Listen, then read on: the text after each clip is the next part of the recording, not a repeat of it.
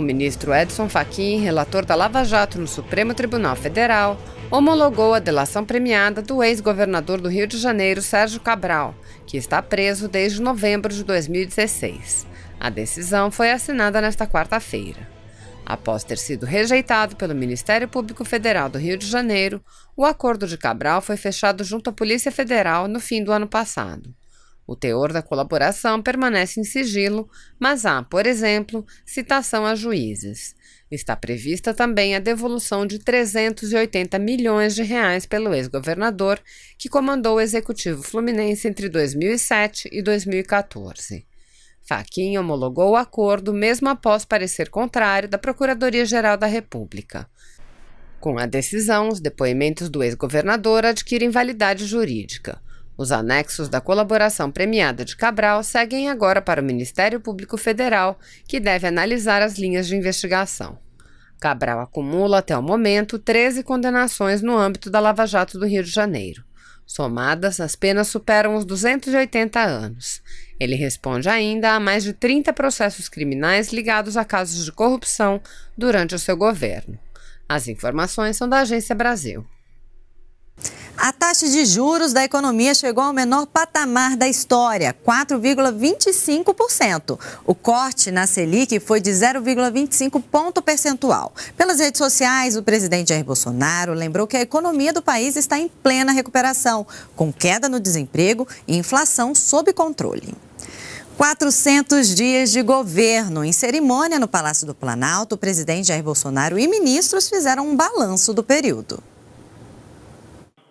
Na cerimônia foram assinados vários atos, entre eles o que propõe a regulamentação da mineração e geração de energia elétrica, garimpo, agricultura, pecuária, extrativismo e turismo nas áreas indígenas. De acordo com o governo, nessas áreas, o garimpo só poderá ser exercido por não indígenas se houver consentimento dos índios daquela região. As tribos brasileiras terão o direito de escolher, como qualquer cidadão brasileiro, como é que será gerida a sua riqueza e o que será obtido em proveito exclusivo daquela tribo, naquela área, com uma decisão absolutamente independente de cada tribo brasileira.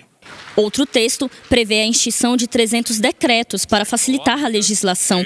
Desde o início do governo, 2.300 decretos já foram revogados. O presidente Jair Bolsonaro falou sobre as mudanças que estão ocorrendo no Brasil. 400 dias do nosso governo. Confesso, foram dias seguidos, ininterruptos, de muita tribulação, sacrifício, empenho, dedicação, mas com um grande time do meu lado, os nossos ministros. Um outro decreto assinado durante a cerimônia prevê a criação do programa Mais Luz para a Amazônia, que tem como prioridade levar energia elétrica para escolas, postos de saúde e famílias de baixa renda que vivem em assentamentos rurais, áreas indígenas ou quilombolas da região. Serão investidos mais de 2 bilhões de reais em energia renovável para atender essas áreas isoladas até 2026. Beneficiando mais de 300 mil brasileiros. Na área de ciência e tecnologia, foram assinados ainda decretos que prevêem a promulgação do Acordo de Salvaguardas Tecnológicas entre o Brasil e os Estados Unidos sobre o Centro Espacial de Alcântara, no Maranhão. O acordo vai permitir a exploração comercial da base de Alcântara, que deve receber investimentos em infraestrutura para começar a operar. Muitas empresas participando, não só na construção da infraestrutura dentro da área do centro propriamente dito, né, onde fica o controle, as bases, as plataformas de lançamento, mas também no entorno, né, vai precisar de estradas, vai precisar de uma melhoria daquela infraestrutura para o início das operações do centro. O número de turistas dos Estados Unidos, Canadá, Austrália e Japão que têm isenção de visto para o Brasil vai aumentar no ano que vem aqui no país. O ministro do Turismo conversou hoje com nossa equipe e destacou o crescimento nas reservas. Só o Canadá, por exemplo, deve dobrar a remessa de turistas em 2020. Estados Unidos, 22% de aumento, Canadá, 105%, Austrália, 62% e o Japão, 41% de aumento desses turistas de reservas já confirmadas para 2020. Então, são muito bons os resultados. Amanhã é comemorado o Dia Internacional da Pessoa com Deficiência, instituído pela Organização das Nações Unidas. Hoje, a Caixa Econômica Federal reuniu funcionários e convidados aqui em Brasília para discutir ações de inclusão. O banco patrocina atletas paralímpicos e este ano agilizou a contratação de quase 2.000 candidatos com deficiência aprovados em concurso.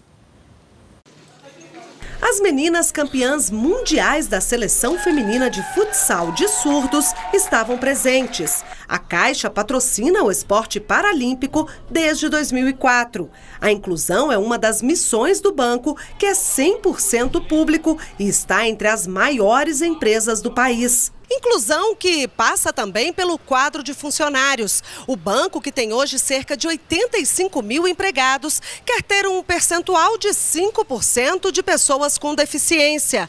E a promessa é fechar o ano de 2019 com a contratação de cerca de 2.000 deficientes, que foram aprovados no concurso público em 2014. Só havia 1,5% de pessoas com deficiência na Caixa. E a lei obriga 5%.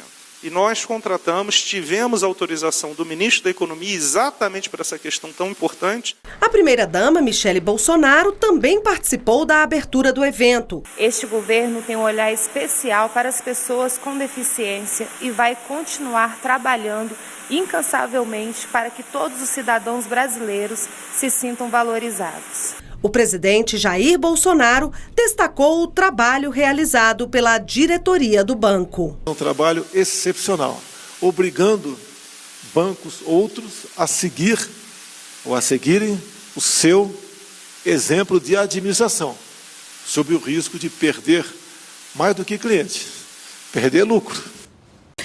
Já estão abertas as inscrições para o FIES, o Fundo de Financiamento Estudantil. E o programa conta com várias novidades.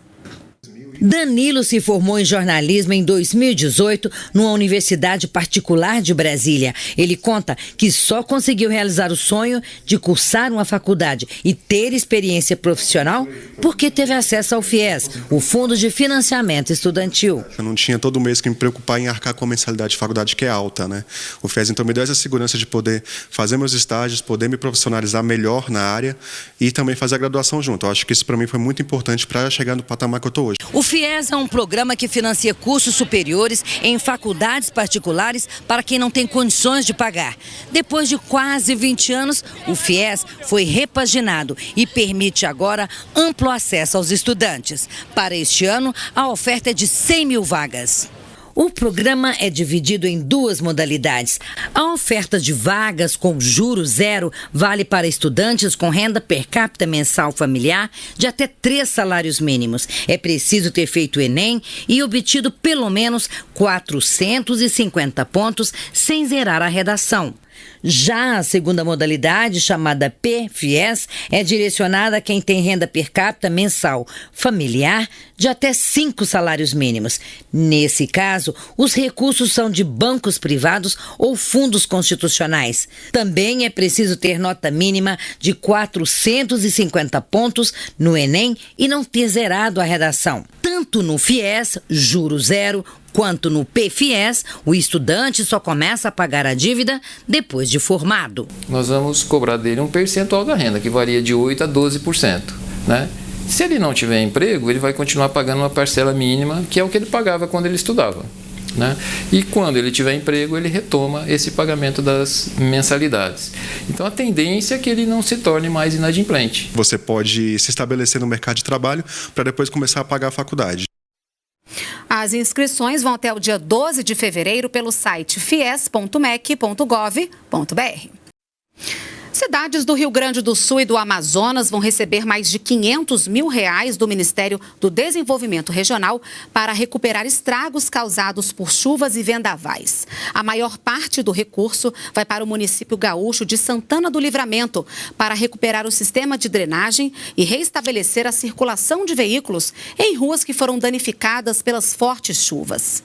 Já a cidade amazonense de Manacapuru vai receber quase R$58 mil para reconstruir coberturas e instalações elétricas em residências. Se você apoia Jair Bolsonaro, curta este vídeo. Manifeste a sua opinião e compartilhe para que a vontade do povo brasileiro seja conhecida. Inscreva-se no canal para ter acesso gratuito ao nosso conteúdo. Uma produção Folha Política.